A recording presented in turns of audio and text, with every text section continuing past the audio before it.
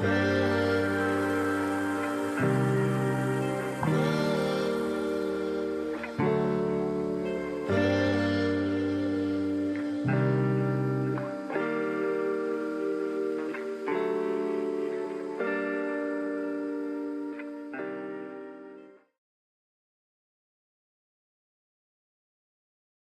everyone. My name is Roxanne Davenport with Seizure Today, brought to you by the Epilepsy Association of North Carolina. And we are going to be talking with Peter Churchill about his book, Broadening My Horizons, which uh, I enjoyed reading. Thank you. And here is Peter. Good morning.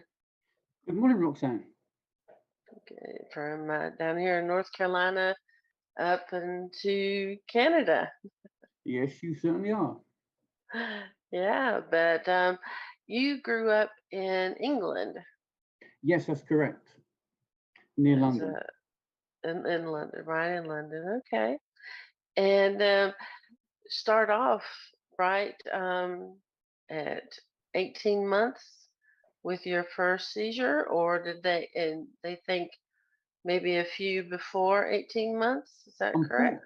What actually happened was when I was 18 months old, I had some blood convulsions through, I think through hitting my head against something hard, which created the blood to shoot up the brain. Okay. Yeah, I bet that scared your parents. It certainly did, in the sense of, I think what didn't help was the fact that when we went to the local hospital, there was no seats, no beds available, so we had to travel over 7 kilometres to get to the next hospital, which between time would not have helped my seizures. Right. Wow. Yeah. Um, and so how long did they keep you there, or did they just say you have this, go home with the medicine? What? I don't think I was kept for a whole day. I was just treated and sent back home.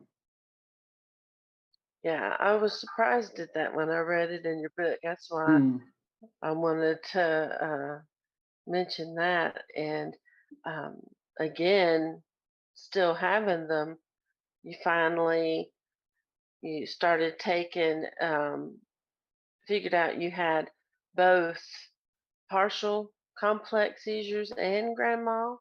Yeah. How old were you when they figured that out? Roughly about between 2 to 5 years old. Okay. Yeah, that's real young.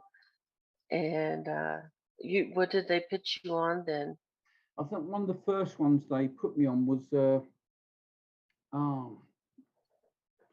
to think. I did have it here. It's because they can't class it as febrile convulsions, and the first ones I had was phenytoin.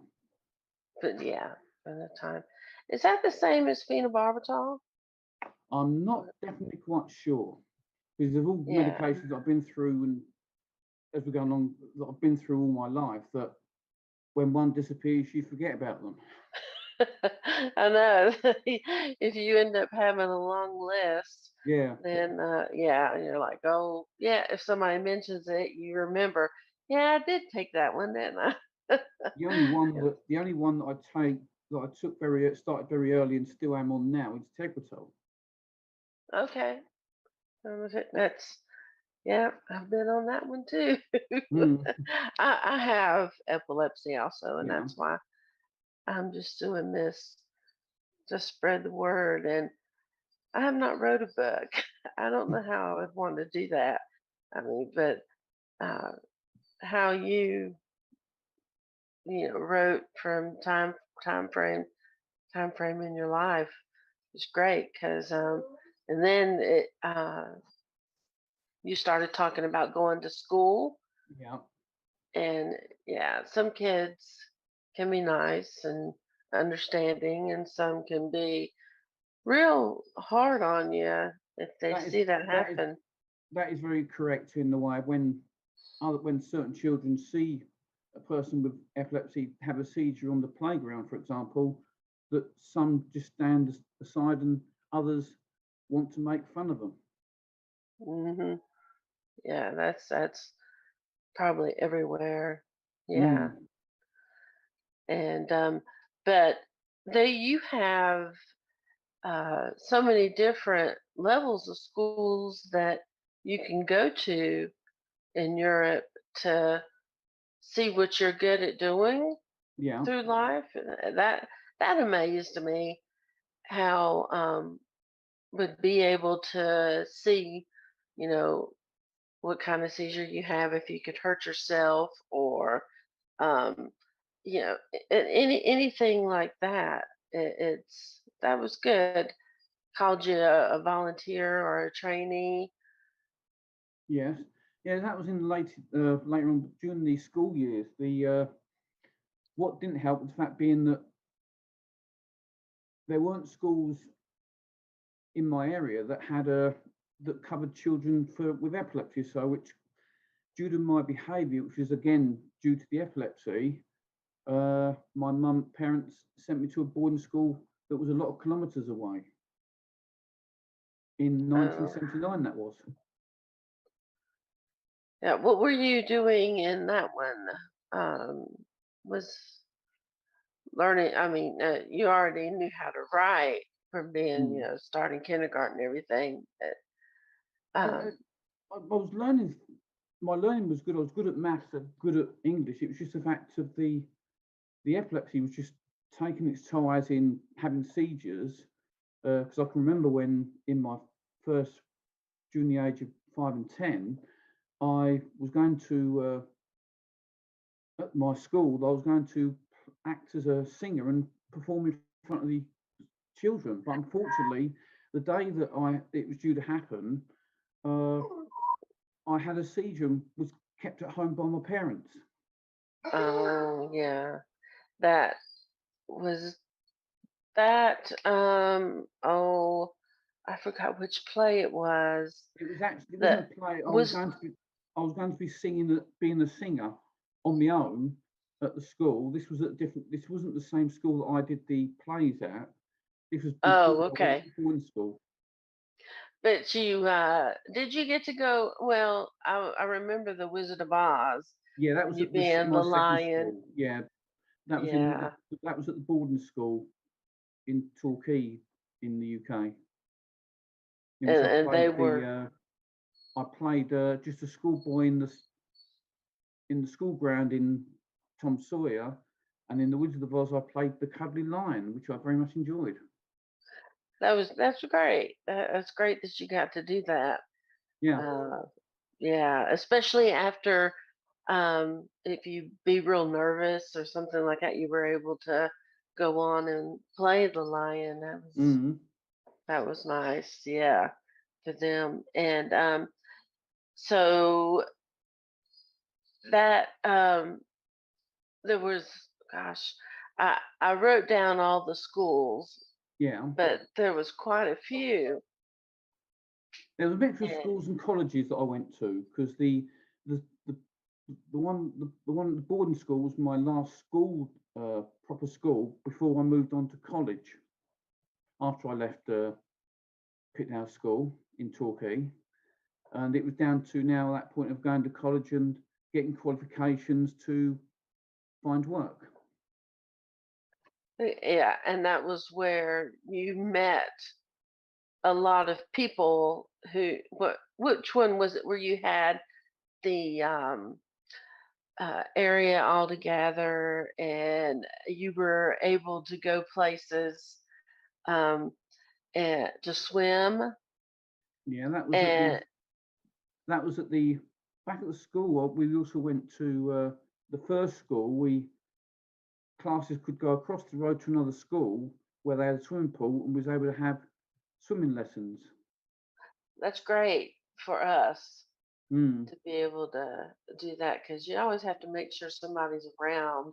Oh yeah, there was a teachers took the Yeah. class over and would watch what went on. And fortunately, I had no dramas during my school years of in a swimming pool.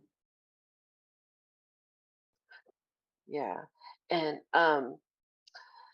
you it said that you also um, had met other people that you haven't seen. You didn't see other seizures like that. No, that's correct actually. When I moved on to the Chelmsford Centre for Epilepsy, which is a place where people sorting medications out and use hopefully seizures, uh, before I went there, I only thought that the only seizure that existed, because I've never seen one, was my own. Yeah, that there. Gosh, I think they say there's 40 different types Mm, now, and yeah, I bet that was a surprise because um, everything that people do, I wish um, the whole public, you hmm. know, knew what to expect. But you have some people that were around you whenever you were in public knew what to do. It sounded like Yeah, they some knew people. to turn you on your side.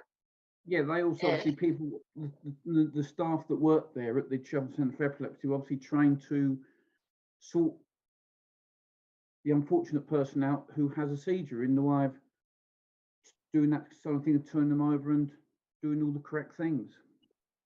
that was great. That was great. And it it did it also help you become, I guess, more understanding for other people that may have been worse, or like me, Yeah. I have them, but they're not as bad, Mm. and I just say I'm lucky. Did you have any kind of feeling like that, or Uh, well, at the time when obviously when you're suffering with, when you still have major seizures, you obviously there are those unlucky. Well, I couldn't even say unlucky. They're just unfortunate ones that have different types of seizures that do different things to what you yourself do when you have a seizure. yeah? And What it's up to and one of the first things I saw relating to when I was at the Chelmsford Centre for Epilepsy was one was would take his clothes off during the seizure. yeah, I haven't heard of that yet. Where That anybody that I've known that's mm, wanted to do that. But have you ever had an aura that's a ta- before that's you? a taste. That's a taste in the mouth. Yes, I've had those. That's what would usually before later in life from when we get there. That's what I regularly had before I went into a major seizure. Oh, so you have that also before your grandma's. Yeah. Okay, okay, wow. I haven't heard of people, really having a bad taste like that for Mm, grandma, and it's just interesting. I just have a like a deja vu, mm, or and it's weird to explain that I feel sick to my stomach, yeah. but I don't feel it's a different kind of sickness than having to, well, to vomit. Yeah. It's hard to explain things like that, but you did. I really enjoyed reading how you explained everything. It's just that also cool, you know, obviously one of the when I was younger and when I would see when I would feel an oral come on, one thing I didn't like doing was having seizures in front of people, and that's what caused a bit of a problem because sometimes, like say, if I was at home and I'm in a room with other people, I'd leave the like say kitchen for example and want to go upstairs, but then before I got upstairs, the seizure started and I'd fall back down. Oh, well, yeah. Thank goodness. Cross my fingers. I haven't had one on steps, Mm, but you've had to what falling off trucks, and then yeah. with your dad also That's that's what, riding. because I think it was the major things that happened in my younger years that got me to think about writing the book. Okay, yeah, because you Or uh, a lot of stitches, it sounded like. Oh yeah, so even though I know that my hair would keep growing, I would never have it shaved off because of all the scarrings that are on there, and I'd look like a real troublemaker if I had it all cut off. Okay. That makes sense. Yeah. But when you uh, had your first trip to be able to travel, Yeah, you went to Paris, was it? Is that my first trip I went was when I was with the boarding school. I was we went on a trip to Paris for 3 days, over 3 days, and unfortunately, on them occasions, I did have some seizures during the trip. Uh, but I still got to look at, go and visit and go up places like the Eiffel Tower and the Arc de Triomphe, and unfortunately no photos from it. But that was my very first experience of going abroad. that's good. So, you know, we do you become like, well, um, say it. Oh well, I had another one. Oh well, there's another one.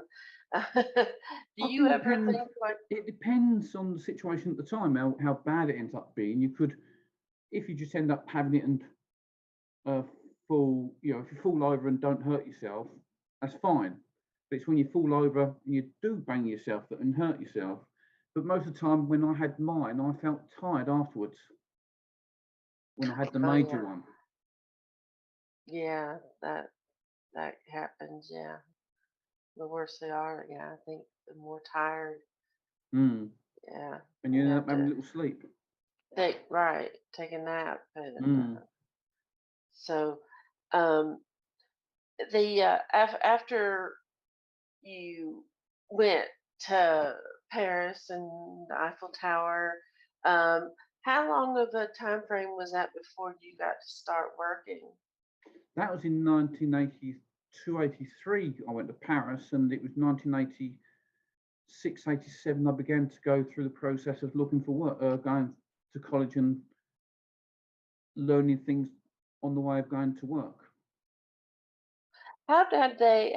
How it just amazed me how different the schools were for training y'all. How what kind of the best occupation you would be able Mm. to have.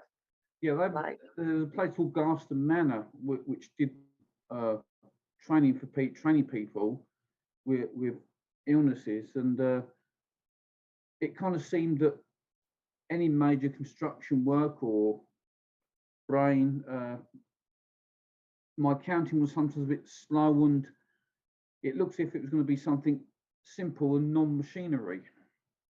mm, well, as much as you wrote, it seems like they would have been able to pick up that you could Mm. be a writer, because I picked that up in the book saying, well, not just you wrote the book, Yeah. but the way you talked about uh, being able to keep up with the numbers and writing down what people needed, it maybe they would have picked up you being a bookkeeper or something like that. But Um, yeah, we kind of went that in that way, but in the end, you need to find a job as soon as possible, and I ended up joining in 1988. Joined a job club, which you end up writing uh, forms out and letters to jobs, and I mhm. ended up getting one at well, before that I did some volunteer work at a charity shop Yeah. in Hemel Hempstead, and that was working for the charity called Bernardo's. I'm laughing because did you keep the picture that you had taken for like to advertise the shop and what they I've got had? it somewhere, but I've until you mentioned it, I forgot all about it. I have still got it. I have still got it somewhere of the four of us behind the counter with a cake, just advertising that the shop had been there about so many years, and there was also the one where we did a photograph was taken of us doing a country and western sale. Yeah, and then um, dressing in dresses. Yeah, I volunteered. I don't know why I volunteered myself for the fact I just for fun because there was someone else who was working there who was gay, and he did dress in that kind of thing. So I thought I'd join him, even though I'm not gay myself. I'm straight. I just thought I'd go and get a dress off the rack, off the, and I joined him.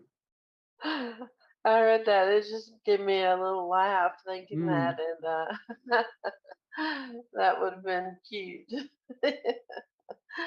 to see. But that you had some sounded like some good times with working at the oil, volunteering Yeah, but at the once it's shops, and I say kind of almost done. I did almost 18, 15 to 18 months there, but there came a time when a paid job had to come somewhere, and that's where I left there in 1988 to proceed in looking for a job, and I ended up going where my brother was working, which is into a manufacturing company that packed razors. oh, I couldn't imagine doing that. Uh, the only downside, I ended up doing 7 years there, but the only downside is due to the crash bangs of wallets I took in my younger years, uh, with my neck, shoulders, and back, because of how fast you had to work at the machinery. Hmm. And it's in over time, it took its toll, and I ended up taking time off work due to the back being straining me back and things like that. And I did end up doing 7 years there, but in the end, the back took its toll. I can imagine, yeah, especially after all the falls. In the And earlier, younger years, yeah. yeah, right, right, in the younger years. Um, but the you went, and also didn't you help other people put in for their resumes too while Uh, you were I putting in didn't do for? that. I did that myself. I just had to uh, fill them out and send them off like all the other people in the jobs clubs would do. And Oh, okay. but then it was after before then it was I couldn't where I went to work as a manufacturing company. What major thing happened before that in 1997 was 1996 rather was the chance to have an operation. Yeah, I was going to ask you about that. Mm. Having to go through the MRI and what did y'all do? Video EEGs or Yeah, just? it was the MRI scans they did on me in 1996 because the problem was I'd gone through so many medications that even though Tegretol was still there, I was running out of other ones to go with it.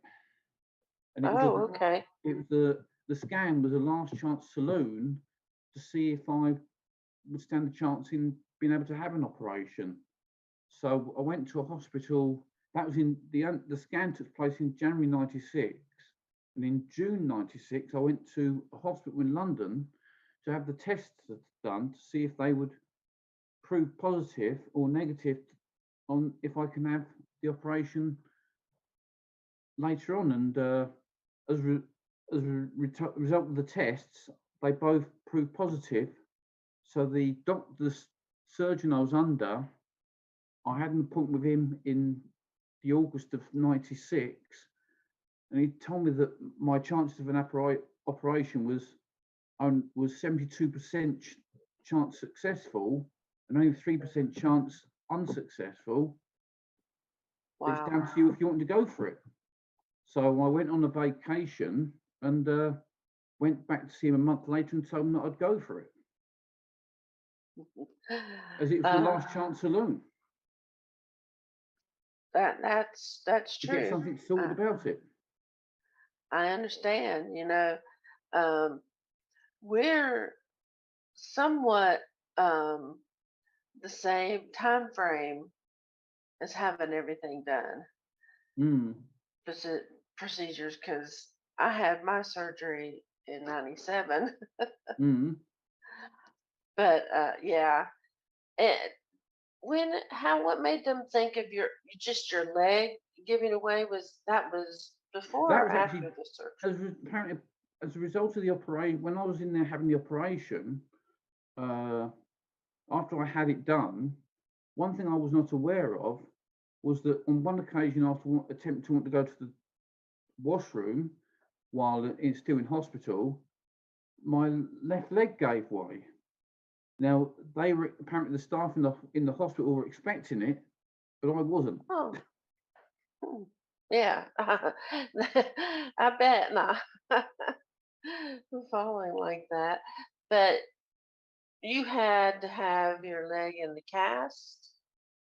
That was that goes back many years in the way. The only reason I've had it in cast was when I was that was in 1987 during my time at the Cheltenham Centre for Epilepsy when I was playing soccer in goal and and for some reason my leg gave way without me knowing, and I ended up having to get taken to a local hospital and was put in uh, put in a cast for 2 weeks, which stopped me from Yeah, doing uh, things at the Cheltenham Centre for a while. yeah, the pool and other, Yeah, yeah, yeah.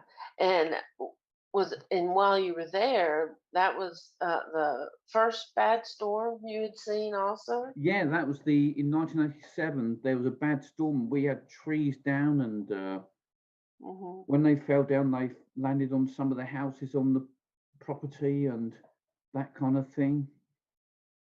And it was, And but you like, did you really like soccer?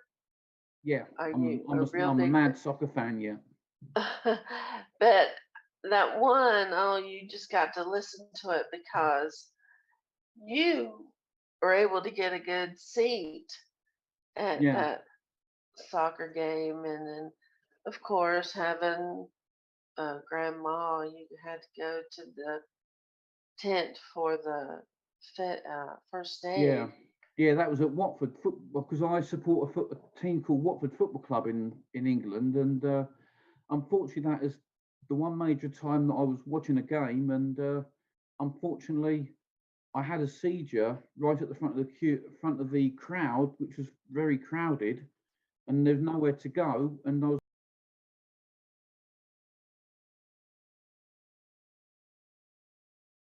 crowd and dragged me along to the other end of the stadium to the first aid room, Yeah, that and I never that missed but the rest of the game. I know I felt bad that that you got to miss that. I mean, I say felt bad because I understand Mm.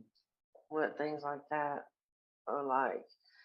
But I was reading too uh, about when you finally got your own place and out of your parents' house.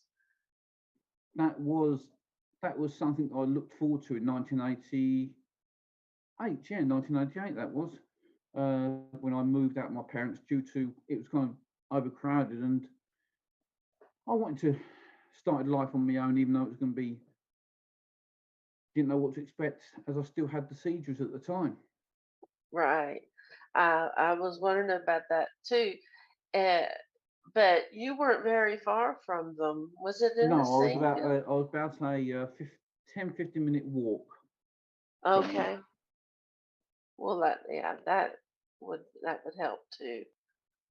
Yeah, but I was happy when you got to say you finally get some freedom on your Yeah, own, to mm, learn what it would be like in yeah, having those seizures. I did that once too. So this book is almost not everything I went through, but understanding how the procedures you had done and surgery, and then your freedom, while when you had seizures, and Mm. then freedom. We'll talk to the other freedom here in a second. But they your friends too. You got to see a lot of things like when you went to the pub. You say? Yeah, I used to. That was when we had. It was the result of the. Well, before the operation, I still went. I went to the pub because I enjoyed playing pool and darts. You know, them kind of days, they were good times, and there was just on occasion when you might have a seizure on and off, but most of the time things were okay. Well, good. That's good. Yeah. But and then wondering about the fight that you saw too. You never seen a No, I thing haven't. like I was in a pub one evening, and it was due to being at a karaoke, and out of the blue we saw two men uh, starting to fight each other, and me and another chap I was with, we just decided to grab one man each and pull them away from each other to stop them from fighting. wow. And that was still at a time I had the seizure still. Yeah, I was wondering about that. Mm. If that would make you have one or bring one on, seeing and thinking about that going to Fortunately, help. it did. Fortunately, it didn't. Yeah, I was like, I was happy for you. Mm. So I really got into the book thinking, wow, well, you were able to do this time, and that fight, breaking up that fight didn't Mm. make you have one, and I was like, That's why, in the sense, so, as I know, I don't know the book that you read. The book that you read is obviously because. Can I show it? oh yes, we've been showing it off and on. Yeah. This is the second edition version of it. It's now a second broadening my horizons, living with epilepsy, second edition. There's an extra chapter in this one compared to the first one. Oh, okay. Okay. Well, I didn't. I've read the second, Mm. so the extra chapter at the end. Okay, that's what makes difference. So, and of course, never driving for a That while. for a while All that the time. obviously things obviously because obviously someone like me, I had two lives. I've really had two lives overall: life with epilepsy and life without it. Yeah, Complete two stories. they are. And then how you finally got your freedom to drive.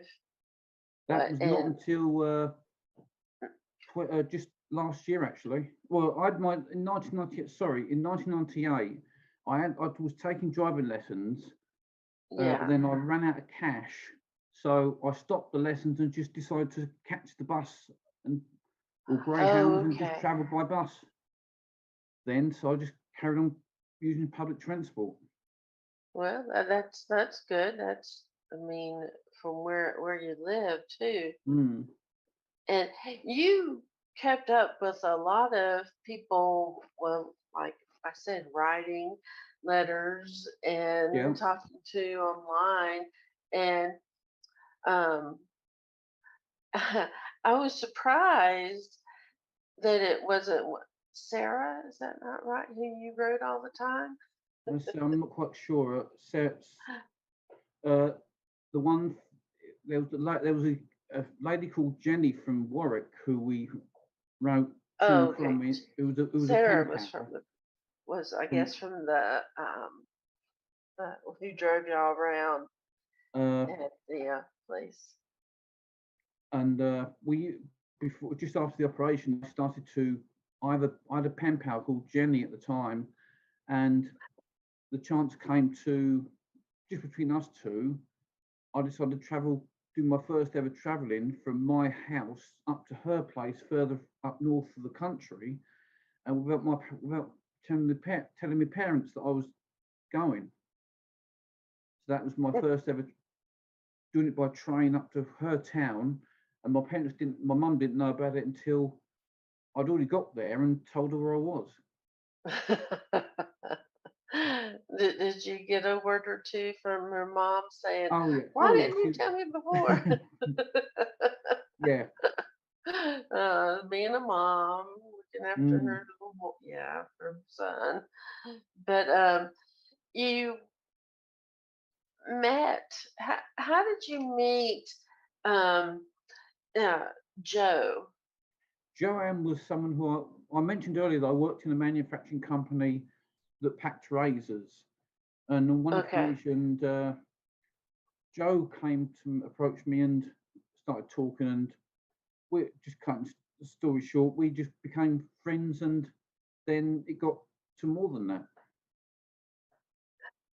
It was good, yeah.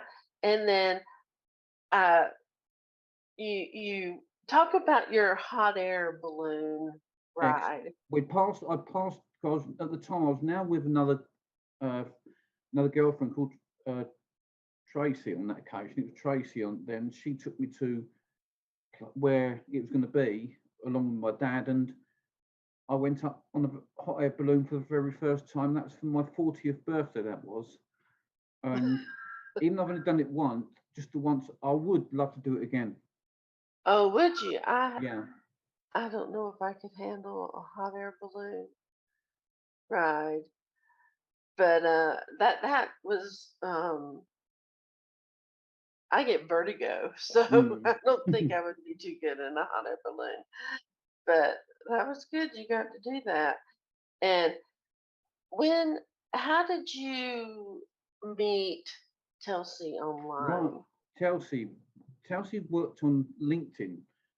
She did some kind of business thing on there, and I approached her and got some advice from her about a certain issue, and she answered back to it, and we just became friends, and then slowly uh, we became boyfriend girlfriend, and then for a while, then slowly after a few months, we started chatting more. Even though the fact she was in Canada and I was in the UK, Hmm.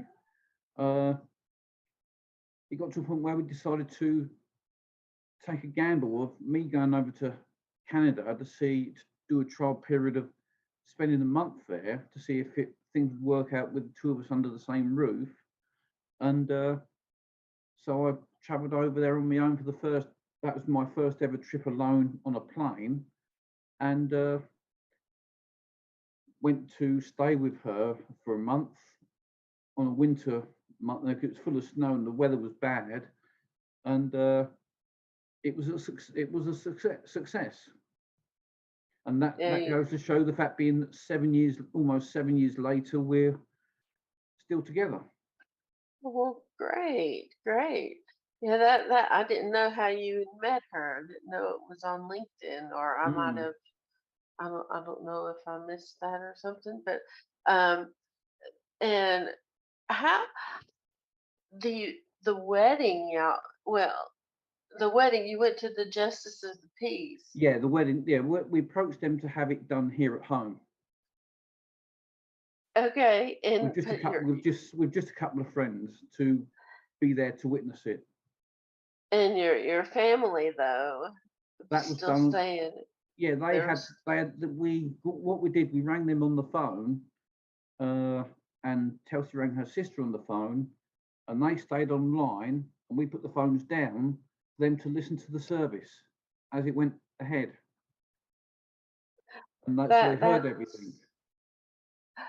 that's sweet. The way you had repeat with me on what Mm. you said. Is that the extra chapter? Did I break No, the? the actual chapter is relating to because the wedding is all in the first book, first and second. What's in the additional chapter relating to the second edition is relating to my driving. Oh, okay, okay. I thought maybe it was starting with the wedding. That maybe that was the extra. No, Well, good. How long have you been seizure free now? well, I haven't had a major seizure since the operation itself back in 1996.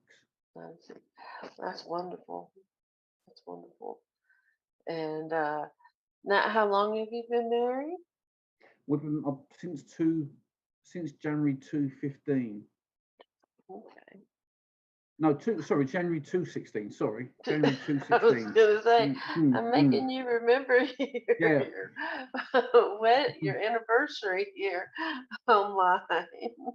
So you have wrote or written, however correctly English, um, many books and poetry too. I've written poetry, yes. I've written poetry in motion, and the best book I did, I think, that's a mixed book, is of inspiration poems for the soul. Ooh, I'll have to That's a look at it. mixture of poems of different subjects, from Do, do, from romance, friendships, spirituality, and a mixture of mixed subjects, including funny do ones. you have that book to show so we know what Um, to look for? I'm not sure. I don't have it. Yeah, I would have to. Uh, Well, we can tell them your website because yeah, you have. I have. Yeah, it's called. My website is www.pjchurchill.com. Simplesite.com. Okay, good. Where Yeah, they'll because find a whole load of different types of books. I saw that too. I was like, gosh, uh, what he could after. That's why I was wondering when you were writing all the resumes, figuring out then you're a writer.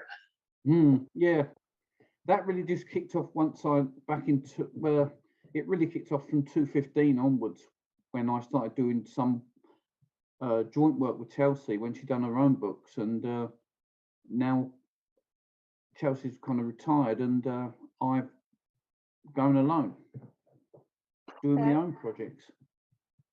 Well, that's great. That um, Which includes, I think, I've done one here for anyone who suffers with epilepsy, an epileptic person's medical planner, that's great. where That really helps. it's basically a yearly planner about 12 months, where on each page they can write down what they've taken medications, right, yes or no, or and how many seizures they've had, and how they've been feeling that week. It's Hmm. a virtually 52-week medical planner, but due as I don't have dates on it, whenever they order it, they can actually start using it from the very week that they get it. Well, that's nice. That helps out. That helps out a lot. You don't have to Mm, start at the middle of the year if yeah, you have it set up like that as a calendar. yeah. That's great because would really help the doctor maybe put you on the correct prescription Mm, of how you feel and know not which prescriptions to combine mm. that would make it worse or something like that So or basically, with all the what with that planner, all I do is week commencing. So from the week commencing from the date from the week you get it. that's great. Yeah.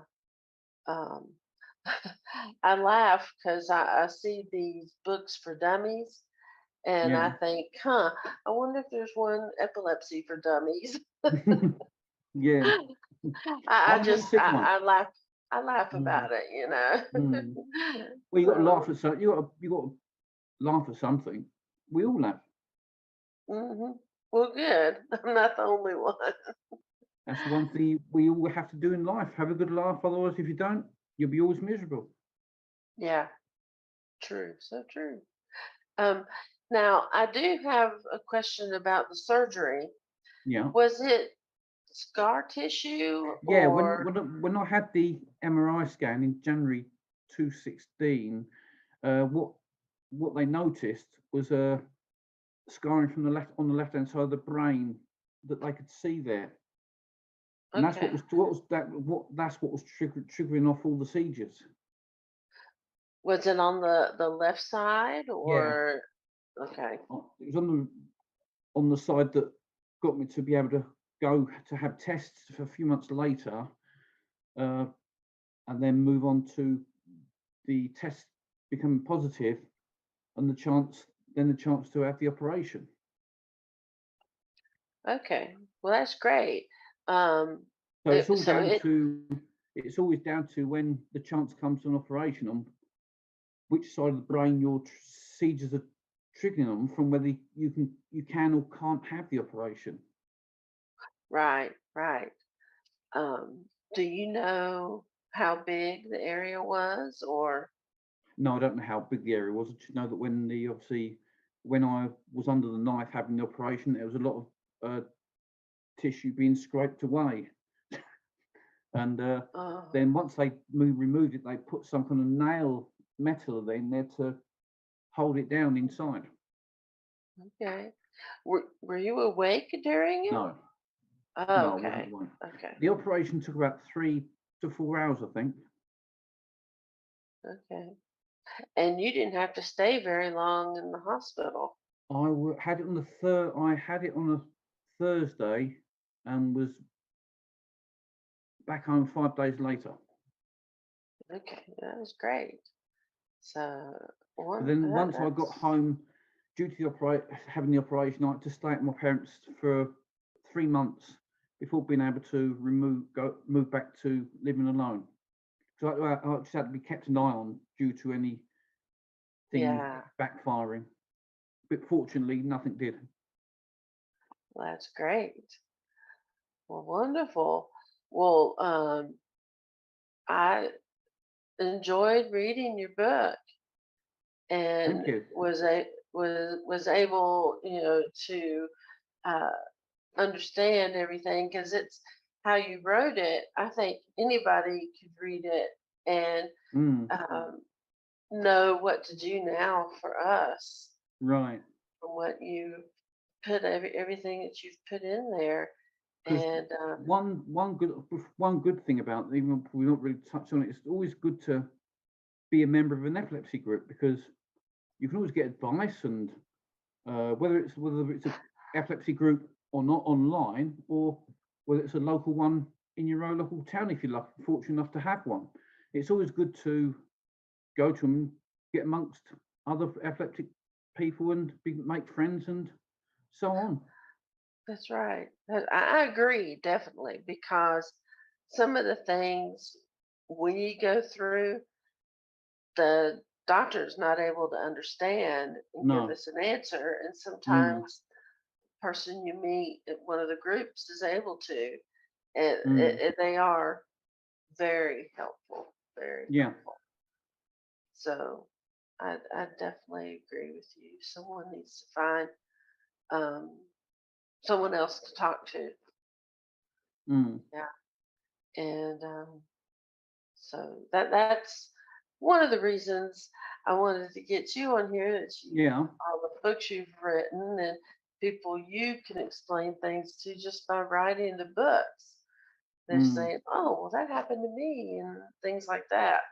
So they won't feel bad if they fell and had to have stitches I think one or other thing relating to us people, in the way of what I touched on, that's, I don't think I don't know if I put it in the book, in the way of, after I did the construction work or the manufacturing work with the razors, once I unfortunately was laid off, and during that time I uh, decided to do some work for a charity called Hope for Children, and I took charge of the uh,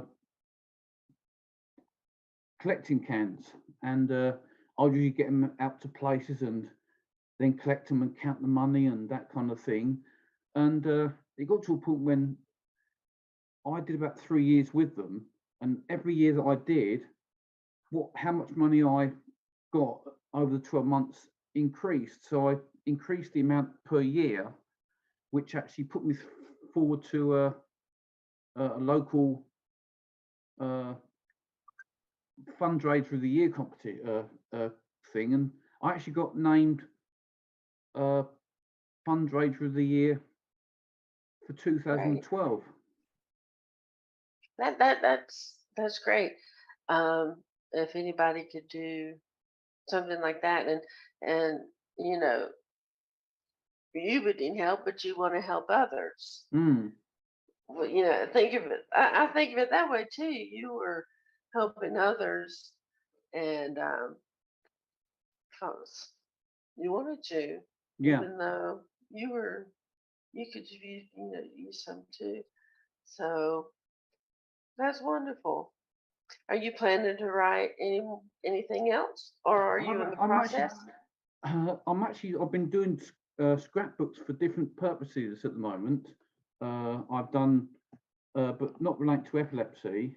I've written one for World Series baseball. If anyone, a scrapbook for World Series baseball. If anyone, those who like collecting newspaper clippings or stubs or that kind of thing, to put them in the book, in the scrapbook.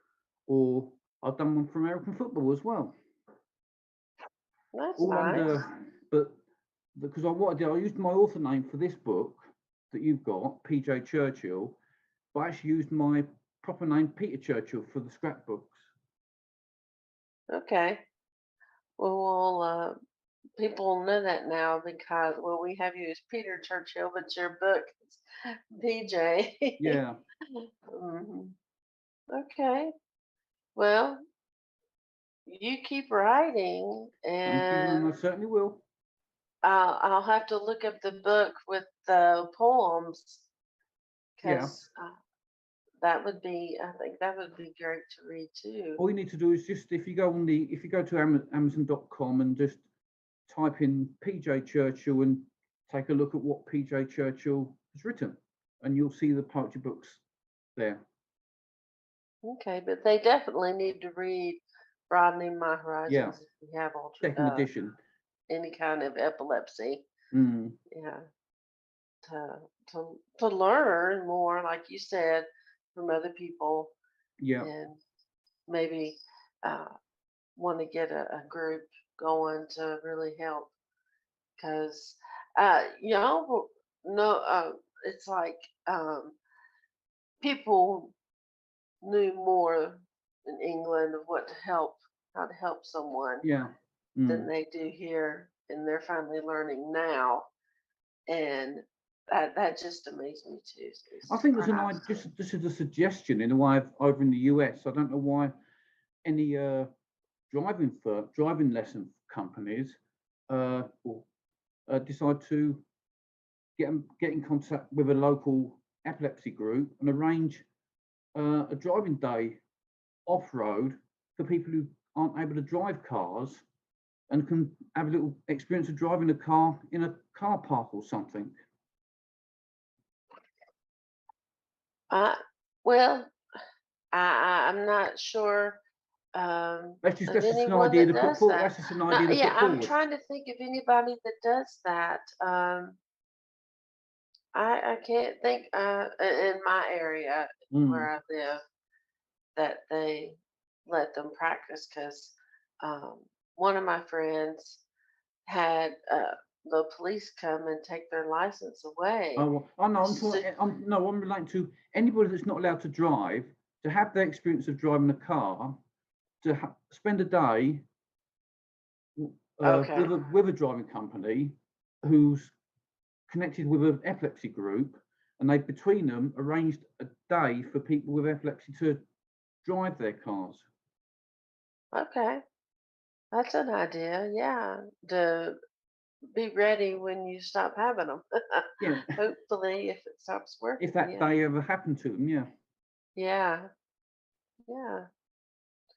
Well, thank you. you're welcome. I, it was nice talking with you and reading your book and finding out more information of all the other books you wrote Yeah, and living in Canada, a lot further away from home, but yeah. Where I've left my parents in the UK. So yeah. Well, thank you for talking with me today. you're welcome, Roxanne. Thank you. Maybe we can keep in touch. Yeah. Again, Look for the book Broadening My Horizons, and it's Second under edition. second edition. Yeah. Second edition, and it's under PJ Churchill. But if you look for any of his other books, it's under Peter Churchill. So learned a lot talking with someone else, a different area of the world of what you can go through, uh, learning new things about that. And Mm. yeah, thank you. And again, this is brought to you by Seizure the Day and Epilepsy Association of North Carolina. And I want to thank Bill for helping me. His name is Bill Brown with producing this, and look him up too. And if you can, after watching this, hit like at the bottom, and I would very much appreciate it. Thank you, everyone.